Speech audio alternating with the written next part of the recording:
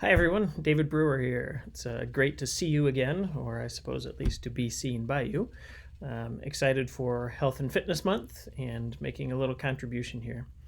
Today, I want to talk just a little bit about a healthy attitude or approach to work. And a lot of times when we think about work, it can have a pretty negative consequence, a negative connotation. We think about homework or housework or yard work. We don't usually say that I get to go to work. We usually say I have to go to work. So I just want to explore briefly sort of our mindset. Where does that mindset come from? And what is God's perspective on work?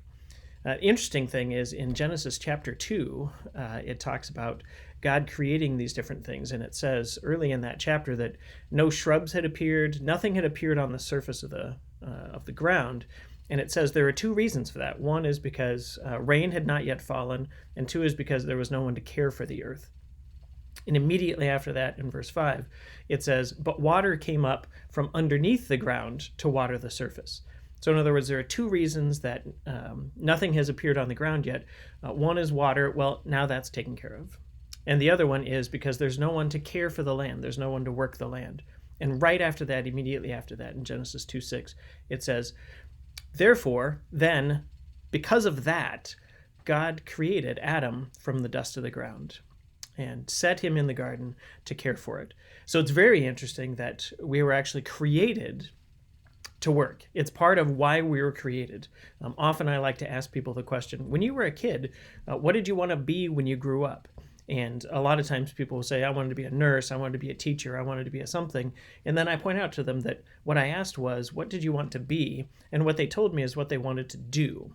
So there's a real connection here between who we are and what we do. Well, then how do we get this negative attitude of work? Well, if you flip the page to Genesis chapter 3, you see that. We know the story of Adam and Eve, right? And they eat the forbidden fruit.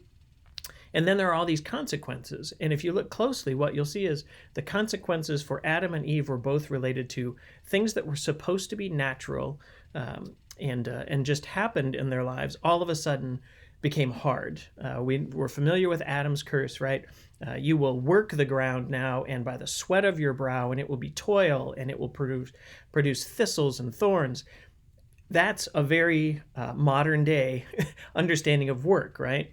But for Eve also, it says, I will greatly increase your pain in childbearing. And one of the words that we use for giving birth is labor. And whereas labor, giving birth, was intended to be a natural thing, all of a sudden it was going to become painful. It was going to become hard. Just like with Adam, something that was naturally occurring all of a sudden was going to be hard. That's where a lot of this mindset, I think, comes from. I call it a Genesis 3 mindset toward work. But Jesus comes and he restores our understanding of work. He heals people. And in healing them, one of the things he says to them is, do you understand the implications? When he asks people, do you want to be made well? Well, the implications of not having leprosy anymore, of not being lame anymore, of not being blind anymore, is you're going to have to go work. You're not going to be able to beg and rely on alms anymore. You're going to have to go work. Are you ready for that? So when he asks people, do you want to get well? Part of that is an understanding that, yes, I'll be healed, and now I'll have to re-enter the community. I'll have to provide for myself, my family, maybe my parents as they get older, etc. I'm going to have to re-enter into work. And so Jesus restores our understanding of a godly perspective of work. Work is a gift. It is part of who we are. Our attitude toward work sometimes reflects Genesis 3 and the idea of the curse. As we go into work this week and through the month, let's have a healthy attitude toward work. Let's remember that we were made to work, to do God's work with him. We get that opportunity. Even on days when it's hard, even on days when it feels like Genesis 3 is in full application there at the World Ministry Center, we can still remember that God created us to do his work with him. We can hold on to that, and we can move forward in that. May the Lord bless you today as you work.